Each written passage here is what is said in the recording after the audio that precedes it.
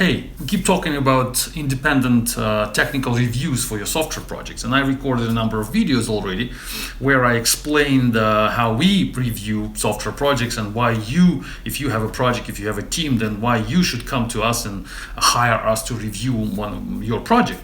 And people keep asking me questions, and one of the questions is asked by Dennis on video 98. He's saying that he's interested to know some of the success stories from one of our audits. And I have those stories. I have many things to share about what I see in those projects which we reviewed in the past.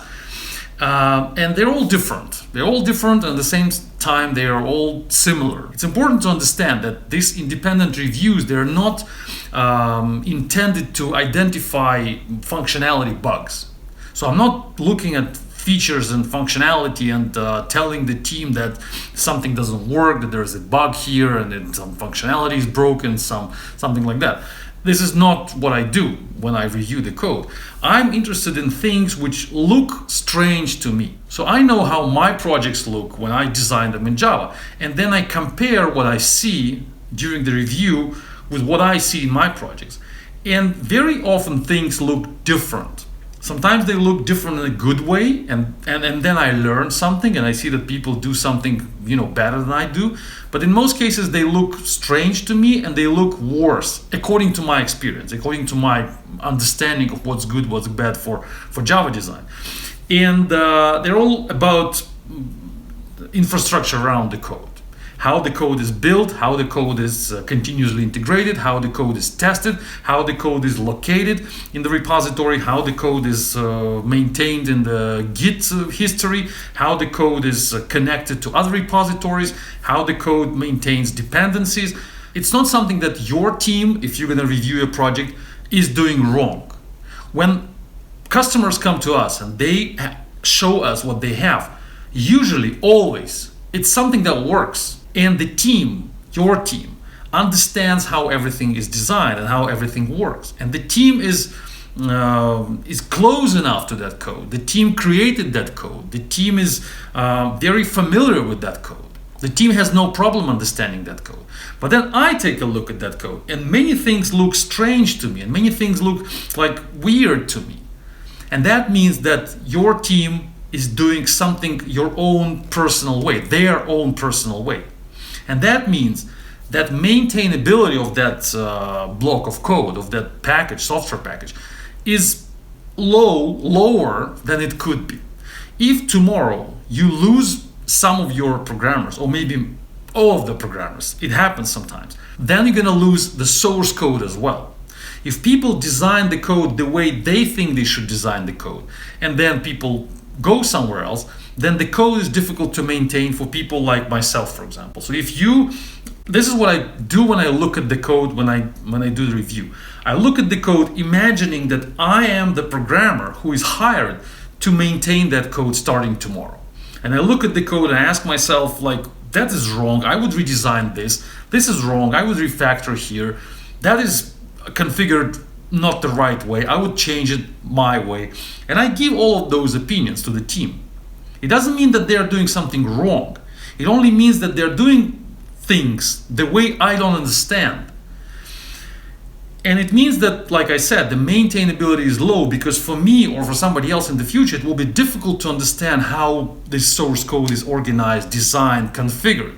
And that means that losing your team, that losing your programmers, will mean losing the source code for you, losing the investment you made for the last months or maybe years.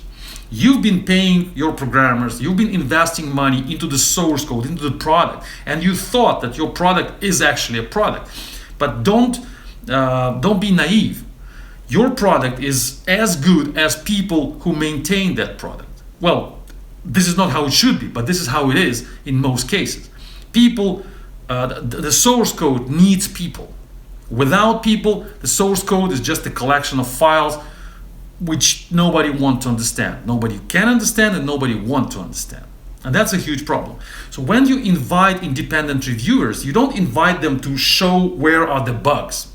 That's what you get from testers. But you invite us, to do global audit of the entire source code of the entire software package in order to tell you where exactly are the global problems, which will mean the loss of the entire code base or large blocks of code base when you lose your people.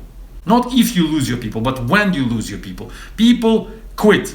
That's the reality. You're not going to stay with your programmers forever. They will eventually quit and go somewhere else.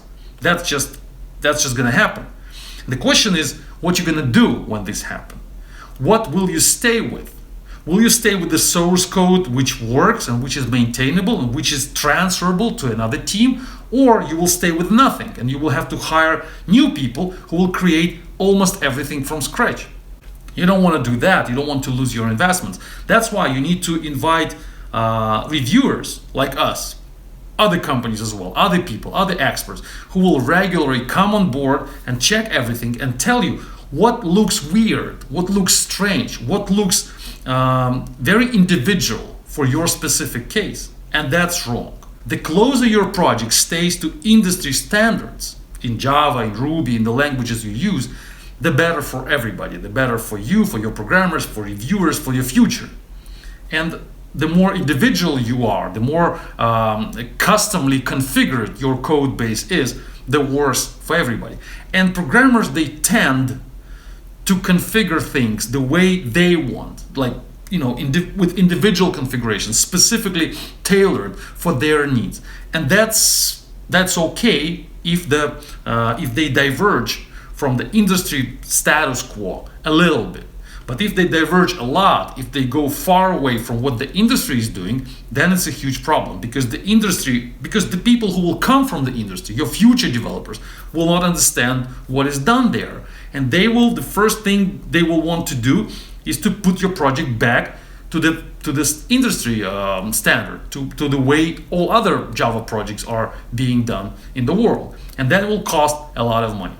So my point is that every review, every audit you do for your project will help identify the difference between the way you do things, your team does things in your code base, and the way everybody else does things in Java world.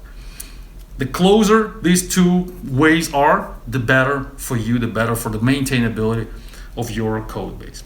Thanks for listening. I hope it helps you realize that you do need an audit for your software team, regular one, not once in a while, but at least once a month. You have to invite somebody, pay some money, spend a few hours, maybe a few days for that, get the report, look at what's going on, and then keep working, keep doing, and then do it again every month, again and again. That will guarantee, of course it will not guarantee you, but that will increase your chances to not lose your code, to not lose your product when you lose your people. One of them, some of them, many of them, all of them. It will happen. Just be smart to realize that this is the reality. Programmers, they change projects, they come and go. So be smarter and start auditing your code. Thanks for listening. Stay tuned. Bye-bye.